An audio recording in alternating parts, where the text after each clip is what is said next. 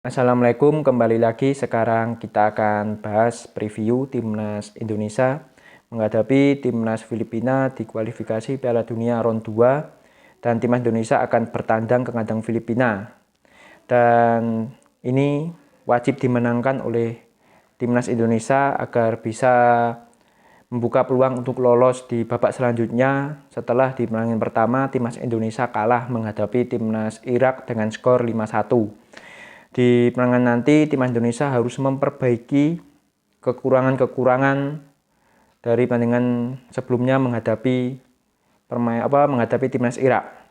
Terlalu banyak kesalahan dari para pemain Timnas Indonesia itu sendiri ketika menghadapi Timnas Irak yang harus diperbaiki lagi oleh para pemain Timnas Indonesia. Dari pelatih juga harus mengevaluasi kelemahan-kelemahan dari para pemain Timnas Indonesia. Filipina juga membutuhkan kemenangan di pertandingan kedua ini karena mereka juga kalah menghadapi Timnas Vietnam dengan skor 2-0. Tapi kalau melihat secara permainan dari Timnas Filipina, mereka mampu merepotkan pemain Timnas Vietnam. Ya, ini wajib diwaspadai oleh para pemain Timnas Indonesia. Harus fokus ketika bermain, ketika menghadapi Filipina, jangan membuat kesalahan. Dari Timnas Indonesia yang harus diperbaiki itu dari lini pertahanan. Kalau menurut saya itu di 3 center back Timnas Indonesia, ya kalau menurut saya bermain lumayan lah, nggak jelek. Dari 3 center back itu Elkan Bagot, Jordi Amat, terus satu lagi itu Rizky Ridho, tidak bermain jelek. Ya, tapi yang pemain yang main buruk di pertandingan sebelumnya di lini pertahanan tuh posisi jaga gawang Hernando dan Asnawi itu sangat buruk, membuat kesalahan. Bahkan Asnawi berkali-kali out of possession dan lepas bola kontrolnya lepas. Berkali-kali dia melakukan itu dribble yang harus dikurangi lagi dari Asnawi, dan gampang sekali kecolongan oleh para pemain Timnas Irak. Dan di lini tengah juga harus diperbaiki. Pemain seperti Mark Klok, Adam Alis, dan Ricky Kambuaya bermain kurang maksimal di pertandingan melawan Irak, harus diperbaiki melawan Filipina nanti. Dan di lini depan, Dendi, Dimas Derajat juga harus lebih baik lagi.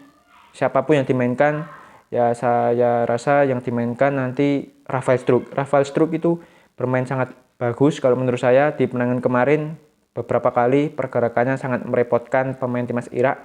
Bahkan dia juga mampu bikin assist untuk gol dari Saint Patinama. Dan nanti menghadapi Filipina nggak ada alasan bagi Timnas Indonesia untuk kalah.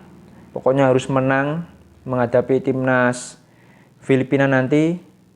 Seperti dibilang, Timnas Indonesia jangan membuat kesalahan. Dan ketika menyerang harus lebih diperbaiki lagi, harus lebih efektif ketika menyerang. Jangan bermain seperti menghadapi Timnas Irak nanti. Harus bermain fake mati-matian menghadapi Timnas Filipina, karena ini kesempatan bagi Timnas Indonesia untuk meraih poin.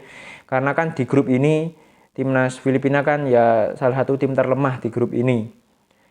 Ya, ini Timnas Indonesia wajib mengambil kesempatan ini dengan meraih hasil positif di pertandingan menghadapi Filipina. Dan ketika menang nanti juga bisa membuka peluang bagi Timnas Indonesia untuk lolos di grup selanjutnya. Terus menghadapi Vietnam juga harus lebih baik lagi dari Timnas Indonesia. Dan semoga ada perubahan dari permainan dari Timnas Indonesia menghadapi Timnas Filipina ini. Dan semoga Timnas Indonesia meraih hasil yang terbaik. Dan saya akhiri perjumpaan kali ini. Kalau ada salah kata dari saya mohon dimaafkan. Saya akhiri. Assalamualaikum.